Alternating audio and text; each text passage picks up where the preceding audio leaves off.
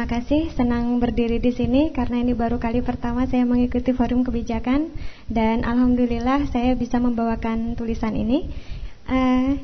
Jadi saya akan membawakan policy brief mengenai kejadian kanker serviks di Kota Semarang. Apa yang bisa kita lakukan seperti itu? Next pertama. Situasi saat ini di Indonesia, kita sudah tahu bahwa sudah ada regulasi di tingkat pusat, yaitu adalah peraturan keputusan Menteri Kesehatan tentang kanker serviks dan IVA. Jadi sebenarnya tentang kanker serviks dan inspeksi visual asetat itu sudah diatur melalui Kemenkes ini.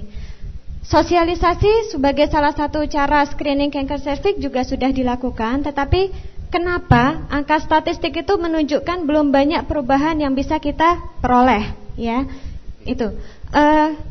Sebelumnya untuk kanker serviks dan inspeksi visual asetat itu sudah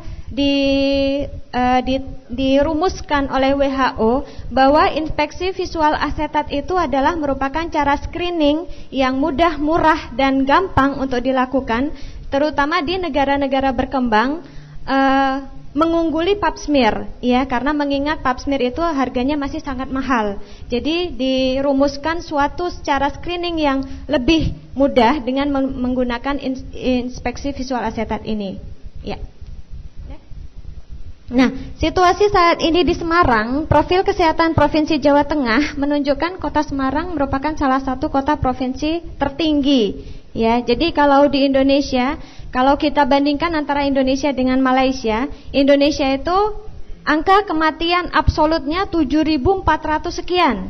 Malaysia itu 600 sekian, kembali tadi kalau cerita tentang rate, Malaysia itu 6, sekian, Indonesia 7, sekian.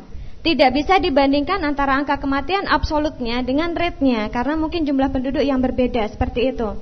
Nah, ternyata Semarang itu merupakan salah satu kota dengan kasus kanker serviks tertinggi. Kalau dilihat dari tulisan saya yang sudah diterima Bapak Ibu, dari 2000 sekian di tahun 2010 menjadi 5000 sekian di tahun 2011. Padahal yang kita tahu dari hospital based registry itu 78,1% baru datang ke rumah sakit dengan stadium 3B. Seperti itu.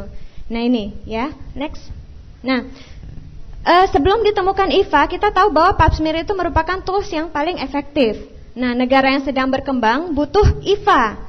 IVA itu adalah cara untuk mengoleskan leher rahim dengan asam asetat 3-5% dan kemudian lesi bisa dilihat dalam waktu 2 menit dengan mengoleskan asam asetat tersebut dan tampak aceto white atau keputihan, bercak keputihan pada leher rahim seperti itu. Nah, itu sangat mudah sekali dilakukan baik oleh bidan, perawat maupun dokter. Tapi sampai sekarang itu belum gayung belum bersambut gitu.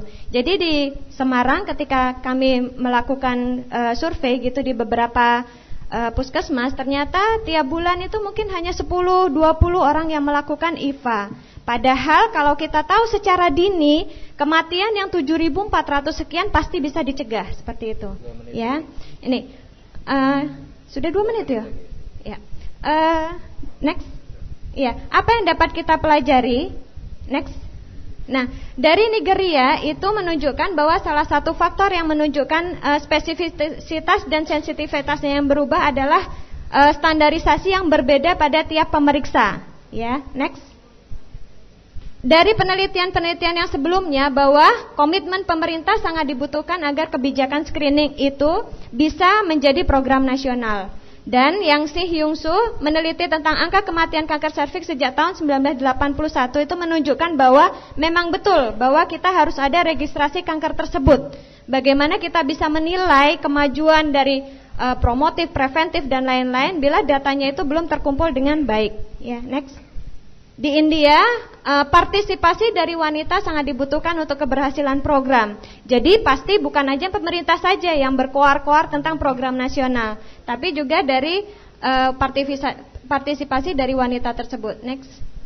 Nah, ini adalah riset pionir dalam screening kanker serviks kerjasama dengan Cancer Program University of Leiden. Dan ternyata dari riset ini diperoleh IVA tes positif 4,21% dari seluruh yang diperiksa. Lanjut. Nah, kesimpulan, IFA dapat dilakukan, pasti dapat dilakukan. Namun untuk mengemas pelaksanaan pasti dibutuhkan 3 faktor ini: komitmen pemerintah, tenaga kesehatan itu sendiri, dan wanita usia reproduktif. Next. Ya, next. Nomor 1 yang kami rekomendasikan adalah melengkapi sistem registrasi kanker nasional. Bukan hanya dari hospital base, tapi dari population base. Karena kalau dari hospital base itu sudah telat. Mereka datang itu sudah dalam stadium lanjut. Jadi perlu ada yang population base. Yang kedua adalah training bidan dan dokter pelayanan primer. Ya, kita memilih bidan untuk dilibatkan karena kita tahu bahwa bidan itu ada di mana-mana. Beda dengan dokter, seperti itu. Yang ketiga, kampanye peduli kanker serviks. Jadi ada pasti kampanye tetap dibutuhkan. Melibatkan kader kesehatan, menyentuh masyarakat, dan lain-lain. Seperti itu. Next. Kota Semarang mempunyai 437.656 wanita usia reproduktif, 2.447 tenaga kesehatan. Dengan estimasi 1 tenaga kesehatan melakukan screening terhadap 5 wanita dalam 1 hari, maka sebetulnya dalam 39 hari semua wanita di Kota Semarang telah melakukan screening. Ya, jadi itu estimasi dari profil kesehatan daerah Kota Semarang. Dari itu saja. Ya, dari saya itu saja. Terima kasih. Assalamualaikum warahmatullahi wabarakatuh. Untuk Ibu Opi. Yang terakhir Pak Dwijo.